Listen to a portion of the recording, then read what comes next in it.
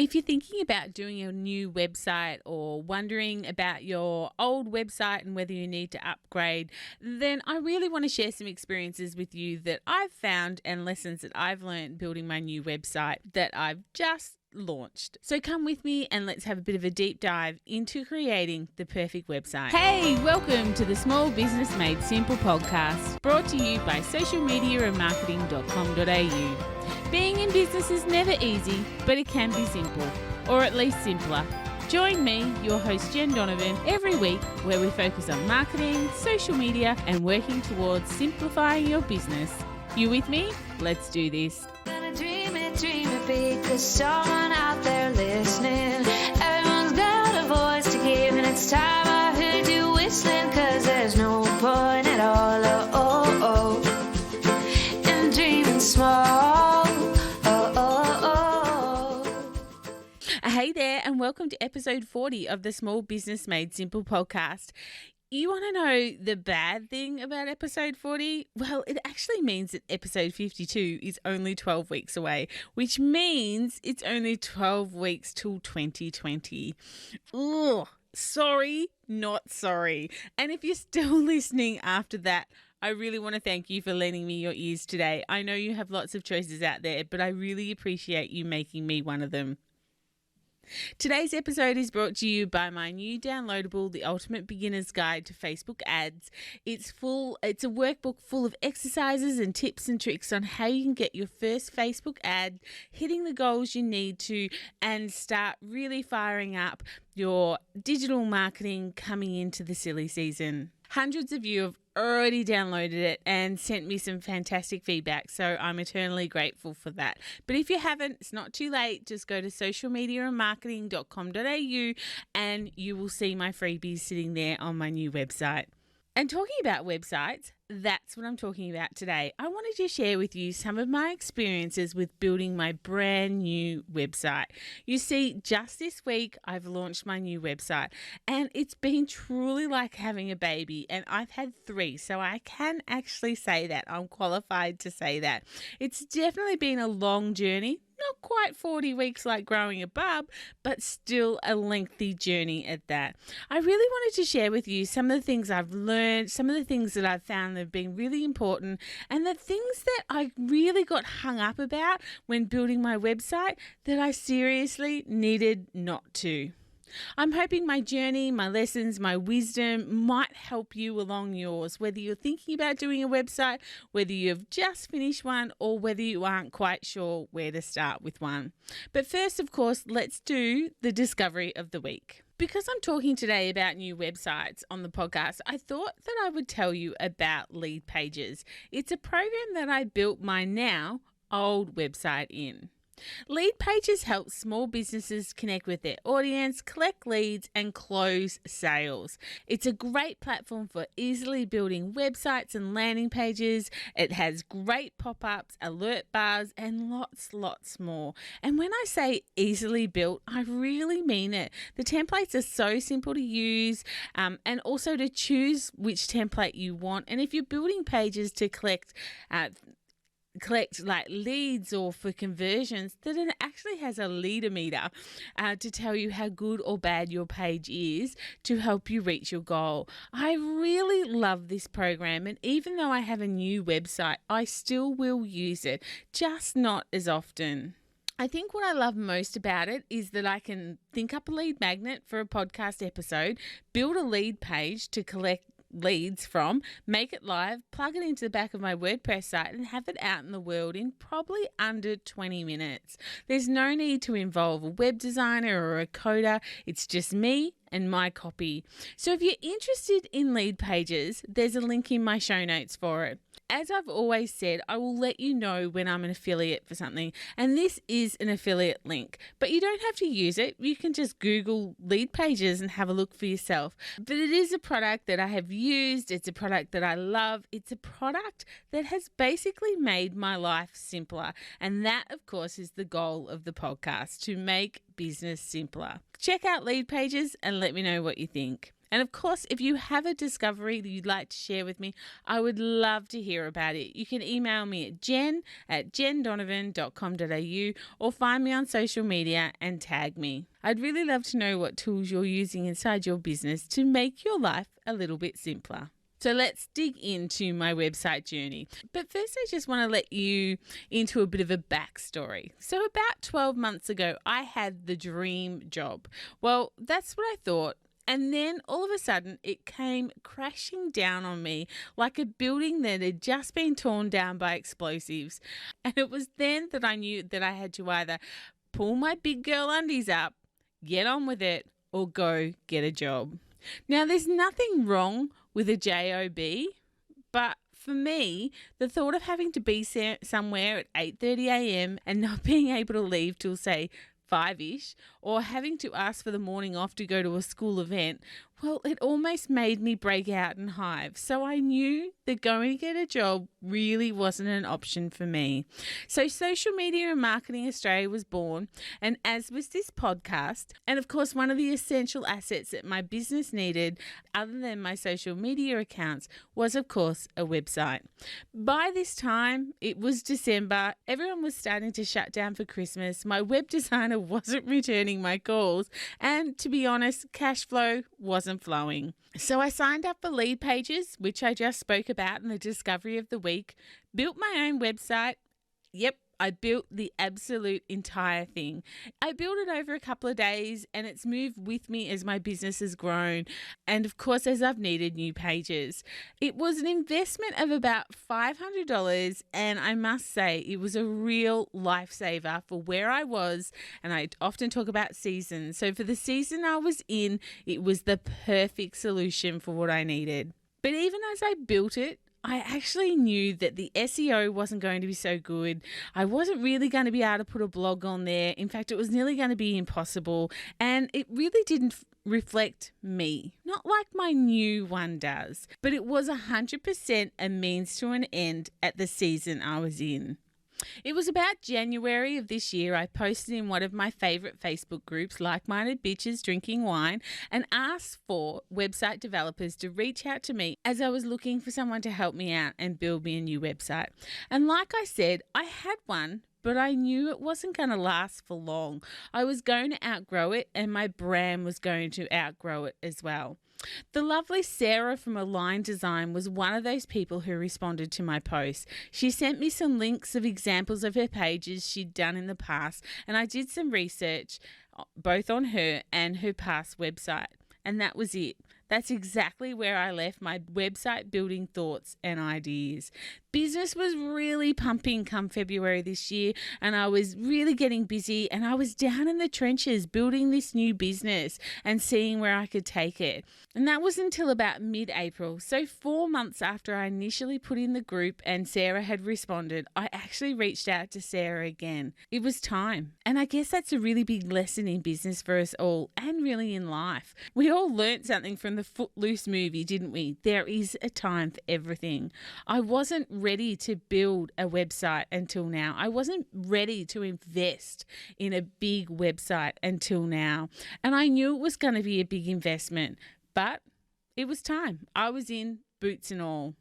Well, boots and all is a bit of a lie. It took 6 months, and I have to say it wasn't much of Sarah's fault. When you get an email on Monday asking for something and you don't respond to it till Friday, it's bound to hold things up. But boy, was my website worth waiting for. I'd love you to go and have a bit of a look. It's at socialmediaandmarketing.com.au. But like I said at the beginning, I really want to share some of the things I learned and answer some of the most common questions I had and still have as I've built this little baby up. So the first question that lots of people ask me is, what platform did I choose and what platform did I build on and why? My answer is WordPress. Honestly, since learning the lesson of my very first website that I built, which was actually built on a proprietary platform, which means they owned it and I had very little control over it, I have been a WordPress convert. Every website that I've built since that very first one, going back probably almost 10 years now, I've built on WordPress. I know it, I understand it, and I feel really comfortable operating the back end of it. So that's why I chose WordPress.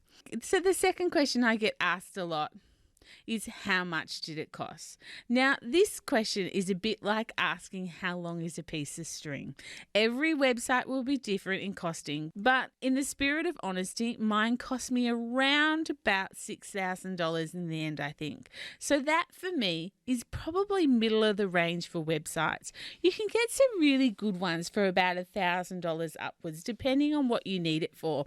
And I'll discuss this in a sec. Or of course, you can go templated like Shopify or Wix for very little money these days. But again, it all depends on your goals, which are really, really important. And I'll get into goals in just a couple of minutes. But the third question I get asked a lot is, how do you choose a developer? Well, I've got two words for you: research and gut. I was pretty lucky to get the one that I did. You know, Sarah has put up with a lot from me, and she has been bloomin' brilliant. Putting a post up on Facebook or in Facebook groups for developers can be a little bit hit and miss, but I definitely had a hit. I did my research though, and I looked at sites that Sarah had made and read reviews, and I really listened to my gut. And we also had a couple of Zoom calls before I made my decision, but my gut said that this chick was going to be awesome for me. Now, I'm not saying that I haven't tested her over the past 5 months. I'm pretty sure she's sworn into a pillow at least once or twice when I've changed my mind or haven't provided information or needed convincing. But 5 months on, I'm pretty sure I still made the right choice. In fact, I think I tested her most when I went through my first review of my website and I didn't like it. I know. I felt really, really bad. And the people pleaser in me wanted to say, don't worry about it, Jen. Don't worry about it. Just say you love it and we'll change it later. We'll get around to changing it. It wasn't terrible, but it wasn't me or my brand. And although I'd approved the stock photos used, I couldn't imagine what I agreed to until I saw it. I really am a visual person. And well, I just didn't like it. So I actually said so. She probably screamed blue murder, smiled and said, okay, let's start again.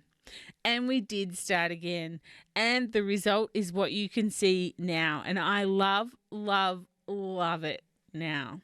So what did I learn whilst building my new website?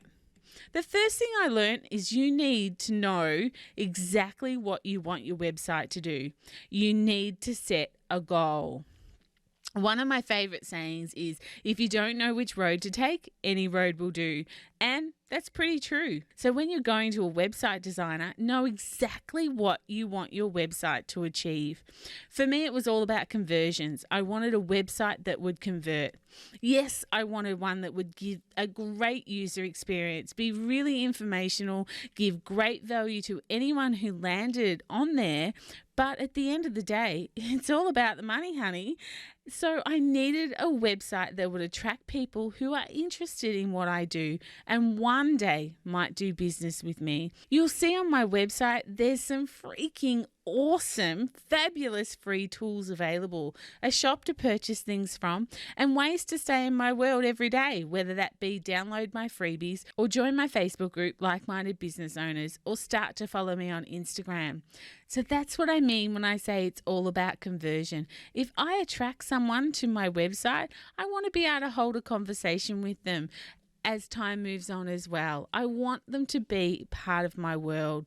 Because I want to help them on this social media digital marketing journey and I want to give them sensational value. But at the end of the day, I want to attract people who one day might do business with me. The other thing I needed my website to do was host my online courses. My first one, Facebook Ad for Beginners, is actually coming out in mid-October, so yay! And you'll be able to create an account on my website, go through the course whilst on my website, or have, of course, the option to download it and do it offline as well. It was absolutely imperative that these two objectives were met. They were my goal, and Sarah and I worked backwards from there. The second thing I learned is do your research. This is so important because one of the first questions your web developer is going to ask you is, so what do you like? Your web developer, if they're anything like Sarah, doesn't really know you yet, doesn't know your brand or your story or your business values yet. You've just met. So it's up to you to come with some research, to go back to them with a series of websites that you like or elements from websites that you like. And be prepared for hard questions too. Sarah would say to me, so what do you like about that particular website? And sometimes I wasn't sure. I just liked it. And I actually found this process really quite hard.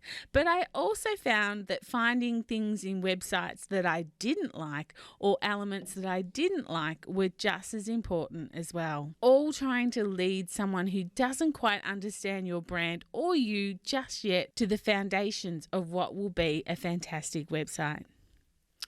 The third thing that I learned is you aren't the expert. This one cost me dearly in time.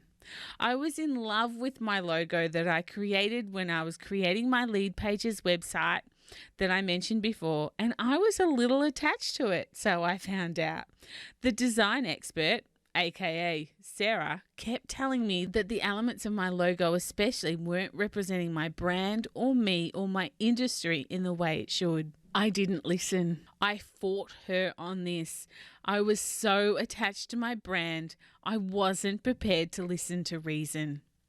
After a month, I told you it cost me dearly in time, I woke up one morning, sat at my desk and thought, I'm not the expert in design. She is. I'm not the expert in branding. She is, and I need to let her do her job. And I did. And the result was fabulous. So sometimes you need to recognize that you aren't the expert at everything. We don't know what's best sometimes, and sometimes we are just too close to it. And in the words of Frozen, we just need to let it go. The fourth thing that I learned is you have to invest in photos, whether those photos be stock photos or professional photographer photos. They can literally make or break the success of your website. The photos on my website, if you go and have a look or you're interested to have a look, have probably cost me around $1,700. So a sizable investment, some people might think. But the result, I think, speaks for itself. You don't want to spend all this time creating wonderful content your ideal client or customer will want to consume, and have your photos let the site down because it doesn't look professional or attractive enough. After all, it will be the photos that the person will see first when they land on your page. And it's important to know who you are and what you do in the first 6 seconds of someone landing on your page. And if it's important to know who you are and what you do in the first 6 seconds of someone landing on your page, then a photo that tells 1,000 words needs to be good. Oh, so good. So invest in photos, whether they be stock photos or photographer photos. You've got to invest in good photos for your website. The fifth thing that I learned whilst building my website is it's your website. You have to love it, and it has to represent you or your brand in the way that you need it to. If your brand is professional or sells high-end clothes and your website looks like something you got for free from Wix, then it's not doing your branding any good. Don't get me wrong, Wix can be great for some businesses, but not for all businesses, just like Shopify templates. Good for some, not good for others. If you're going through the building process or the drafting process or the handover process and it's not what you wanted, what you expected or what you like, you have to say something. If you don't love it, then who will? But of course, I will caveat that with point 3 above, that you aren't the expert. So even though you don't like it, you should be willing to listen. There could be reasons why it's like it is that you just can't see. But of course, I'll caveat that by saying trust your gut. You know your clients better than anyone else. And that's also a lesson. It's not about you. It's about the client. It's about the customer. And it's about the experience the person's going to get when they land on your website. My final point 6, is not to look at the website or the development of your website as an expense of your business. It's actually a business asset. Once you have something that does what you need it to do, looks the way you need it to, and reaches those goals you set for it, you have a business asset. And it's an asset worth investing in, especially coming into 2020, which will no doubt see even higher stats of online spending and Googling. So I hope these few points that I've gone through today might help you in your quest for the perfect website, but I'll just quickly run through the few things that I learned which are really important when building a website. The first one was know the goal of the website, know exactly what you want it to do. The second one is do your research, know what you like and know what you don't like before you employ a developer. The third point is you aren't the expert. Sometimes we need to stop and listen and realize that we aren't the expert in the space of building websites. My fourth point was you need to invest in photos. My fifth point was it's your website. You have to love it. And if you don't, you have to say something, but you also need to listen. And my final point was, of course, that it's not a business expense. Building a website is going to become a business asset. So I hope this episode has helped you just a little bit in maybe your journey of building a new website or thinking about what your next website could look like, or perhaps even thinking how you can improve the website you already have. But if you have any questions, head into the Facebook group, Like-Minded Business Owners. If you haven't joined yet, the link is in the show notes, or simply go to Facebook and search Like-Minded Business Owners. It's another great way to stay on top of what's going on in the world of social media and marketing. My Facebook group is full of people just like you with questions just like you, so come and join the fun. All we are missing is you. I will, of course, be back next Thursday with more marketing know-how and another great discovery. And, of course, if you enjoyed this episode, don't forget to subscribe so you never miss an episode. And also, if you have 2 minutes to leave a rating and review, that would be amazing. Those things are like gold for podcasters like me. But, of course, that is it for episode 40. I'd love to connect with you on social, so let's get social on social. But always remember, my small business peeps, as my opening song says, there is no point in dreaming small. Tell like I feel it, say it proud, be true, and let us see you for the star that you are.